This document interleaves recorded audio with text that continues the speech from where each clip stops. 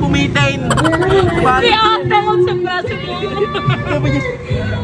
Law-law mangga. Ayun mo si vlogger. Si Medyo. Sinasira tayo sa page. Bye. Bye. Isa lang po. Bye na. Isa lang po yan. Pinagagawa ng 3 pesos. Pinagagawa. Diyos ko. Ang bigat naman ng taong ito. Wait, hindi. Okay. Go, bigat. At nakahanap nga po ng first love si Manuel dito sa Bilog-Bilog. Landiin mo. Para makita sa video.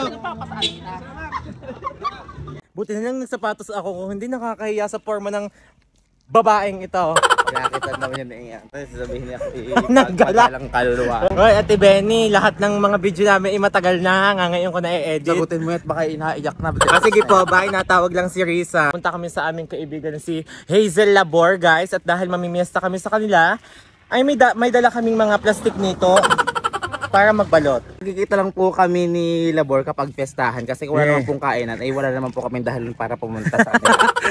Yun lang po ang habol lang. Walang dahilan. So ayan, galit na po si Risa sa amin dahil kanina pa kami na dumating na kami dito sa Tanaw. Tingnan niyo po ang reaction niya, guys. Hi, welcome back to our channel, guys. Nahihiya po kami kay Risa kasi po sobrang tagal namin, guys. Naluluwa na nga mata ko sa iya. So ayan, guys. Papunta po kami ngayon ka na Labor. Bakit? Mamimiesta. Sabi ko kay Bakla magyakag ka naman kapag itaon mong may pera ako, hindi yung iikot ako pag mangungutang ng pamasahe. At guys, talaga po nag-ikot ako para mangutang ng pamasahe, makapunta lang po talaga ka na Labor. Ano masasabi mo? Magsabi ka kasi. Ano bang gusto mong sabihin ko? Wala namang gusto sabihin. Ano masasabi mo? Mag-hi ka naman, batiin mo. Batiin mo lahat ng tao. Babatiin ko. Mukha ka lang ng mga tao sila. Dumating na nga pala kami dito ka na Hazel Labor sa may Bilog-Bilog. Nag-voice over na nga lang pala ako dahil merong video okay. Baka makapiright tayo, guys. Ito nga pala yung kaibigan namin na hindi nakakalimot kailanman dahil taon-taon kada piyesta iniimbita nga pala kami at namigay na nga pala siya dyan ng nito at talaga namang gutom na kami dahil sa biyahe pa lang. Kumakalam na yung sikmura ni Manuel. Sumasundok na nga pala kami ng bawat putahe at kanin dahil talaga namang hindi na namin kaya yung gutom. Ayun nga pala si Manuel at di umano'y diet siya. Ayun nga pala si Risa at nag-iisip kung ano yung susunod na pagkain. Ano yung pinagbubulungan ng dalawang to? Hindi ko alam kung ano dahil hindi nila ako sinasali sa kanilang usapan. Galit nga pala dyan si Manuel. Ikaw ba naman yung sumandok na yung sandok nakalubog na sa ulam? Tingnan mo naman yung mukha niya.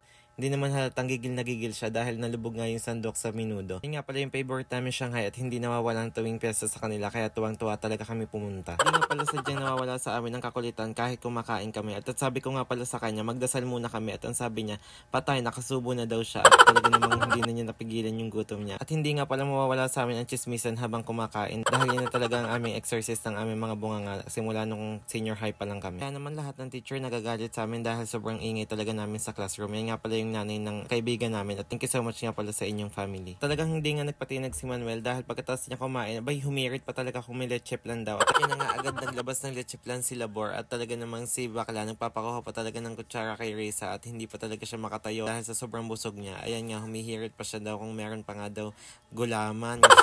Tapos nga pala namin kumain ay pumunta na nga din pala kami dito sa inuman. Akala mo naman mga nagiinom kaya nandito lang kami sa kabilang gilid. At yan nga pala si Jana, ang bago naming naging kaibigan at si Edrin na taga Cavite.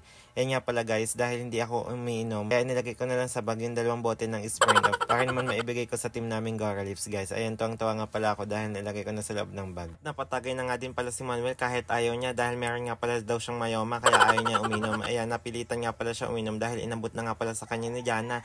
Ito nga pala si Risa at hindi talaga siya umiinom. Ito naman ako, taga-video lang ako. Hindi ko nga pala lubos na maiisip na magkakameron nga pala ng jowa si Manuel dito sa Bilog-Bilog. At yan nga pala ang isa sa kanyang destiny na si Jana na taga Cavite at mamamaysa na nga pala sila sa isang buwan. Yan nga pala si Manuel at gigil na sa kanya dahil labog na daw ang kanyang braso at puro pasa na daw siya.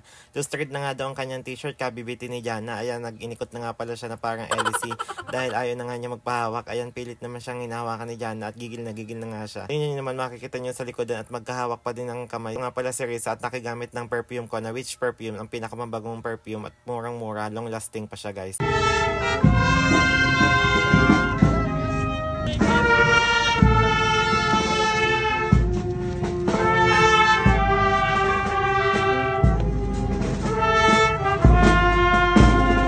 Inabutan na nga pala kami ng procession dito sa Bilog-Bilog pero patuloy pa rin kami kumakain. Shoutout nga pala kay Edre at kay Jan na taga Cavite guys. Ayun nga pala si Manuel at ayaw talaga magpatinag ng kanyang sikmura at patuloy ang pagkain niya. Talaga namang nagbabawi kami. At hindi ko na nga rin pala namalayan na ako na pala ang nakaubos ng Shanghai dahil paborito ko talaga ang Shanghai. Ako na pala yung nakaubos ng ilang peraso. Talagang hindi nga pala kaming dalawa nagpatinag ni Manuel at inabot na nga pala kami ng gabi sa pagbibideo okay. At kami lang yung nanganganta. Humabot na nga pala kami ng set 5. Sa loob? Oo. Uubo pa tayo eh. Ay, anong oras na? Baka nga minsan lang tayo magliwaliw. Ikaw magkaka-exam, mag-train na naman yung mukha mo. Di ba? Saan tayo? Di ba? Mag-hi ka muna sa... Talagang hindi nga pala kami nagpatinag ni Manuel at nandito na nga pala kami sa Tanawan at kumain nga pala ulit kami dito sa fast food at nagbayad na nga din pala kami ng order dyan. Pinahanap ko na nga din pala si Manuel ng mauupuan namin para mamaya. Hindi na nga pala namin namalayan na alas 9 na pala ng gabi dahil sa sobrang daming chismisan. May nga palang dalawa ang walang kabubusugan dahil galing na kami sa piyasahan. Hindi pa talaga kami nagpatinag at kumain pa ulit kami dito sa fast food. Dahil sa daming huntahan, hindi namin namalayan na paglabas namin ng fast food na ito ay sobrang dilim na pala ng kapaligiran. This is my mini vlog for today. Thank you guys at see you on my next vlog. Thank you. God bless.